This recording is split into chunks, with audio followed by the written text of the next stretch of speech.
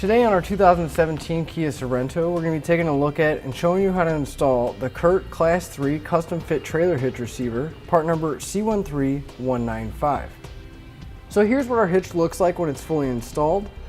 It's going to sit right below our bumper, and the cross tube is going to be partially visible.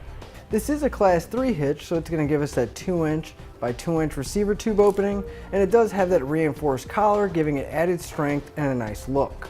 Our hitch is going to use a standard 5/8 pin and clip. They're not included, but you can pick one up on our website using part number PC3.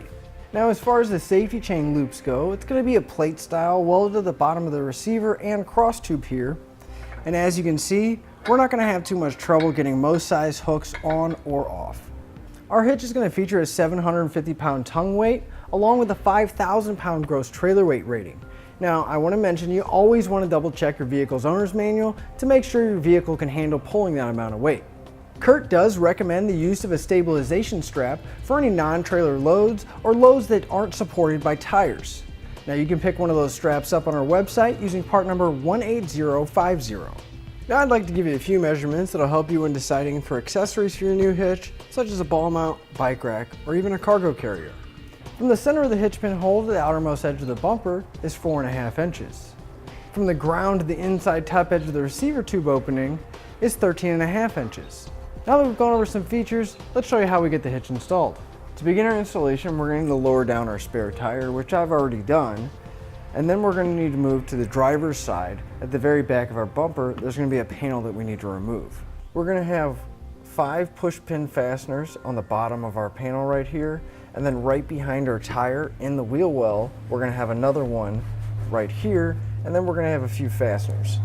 Now, to remove these push-pin fasteners, I'm going to take a flathead screwdriver, and I'm going to pop the center section out, which will release the whole pin, and we can take it out. Now, we're going to do that for the 5 pins here and the one inside the wheel well.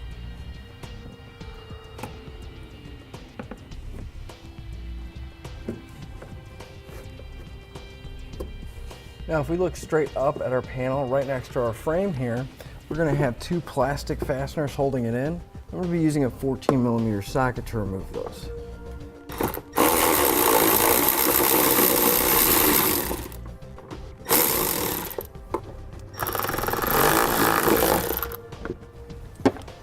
Now we're going to set the panel aside for now.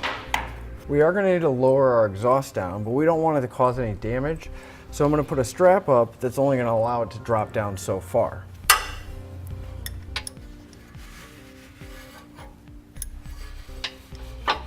We're going to have a few hangers that we're going to need to remove. We're going to have one here at the very back of our muffler, as well as one on the side over here, on the very side of the passenger side, and then one right in the very center. Now, it will help if you take a little bit of penetrating oil or soapy water and you spray it onto the shaft so that the rubber isolator can slide off a little bit easier.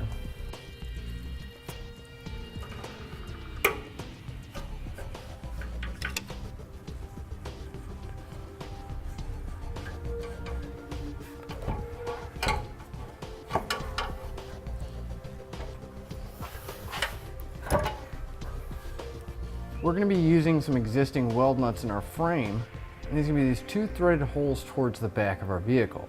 Now, to make sure that everything's okay, there's no debris inside, I'll take a little bit of penetrating oil. I'm going to spray it inside, and then I'm going to come back with a nylon brush, and I'm going to clean out the weld nuts.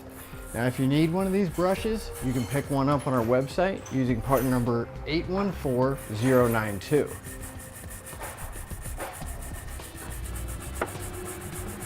And we're going to go ahead and clean the other side as well. On each side of our frame, right behind our weld nuts, we're going to have a rubber plug. We're going to need to pull that plug out. Now, it's not going to be getting reinstalled, so we're just going to remove them from both sides of our frame. Now, with an extra set of hands, we're going to put our hitch into place. Here on the driver's side, outermost part of our hitch is going to be going to the outside of our frame, and on the passenger side it's going to be on the inside. Now we're going to take our M10 bolts, followed by a 3/8 conical tooth washer, and we want to make sure the teeth are facing the hitch, and we can go ahead and start threading our bolts in, just enough to help hold the hitch. On our driver's side, we're going to have one M10 bolt going into the bottom of our frame. Now on the passenger side, we're going to have two M10 bolts going into the bottom. Now here on the driver's side, if we look up towards the top of our hitch where it meets our frame, we're going to have two square holes. Now we're going to take our 1/2" carriage bolts, and that's going to be the larger of the two. We're going to line up the holes, and we're going to push it all the way through till it comes to the inside of our frame. We're going to take our 1/2" flange nuts and secure it down.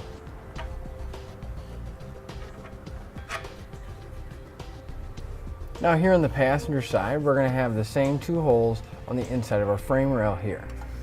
But instead of a 1/2", we're going to take two 7/16 carriage bolts and slide them into place. Once the bolts are poking through the end of our frame rail here, we're going to attach our 7/16 flange nuts to secure it down. I'm going to come back with a 17mm socket and tighten up my M10 bolts.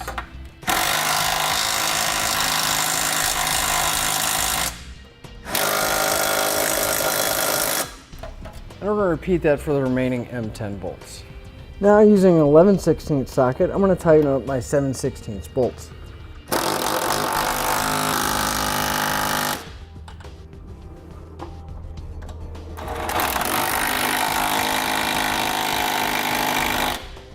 For the 1/2" bolts here on the driver's side, I'm going to be using a 3/4" socket to tighten them up.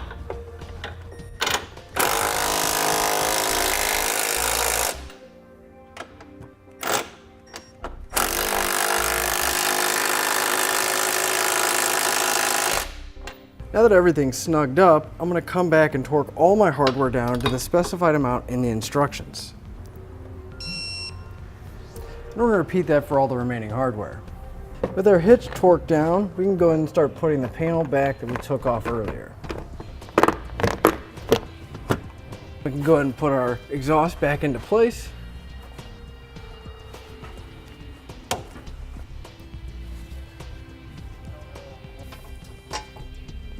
Now all we have left to do is put our spare tire away.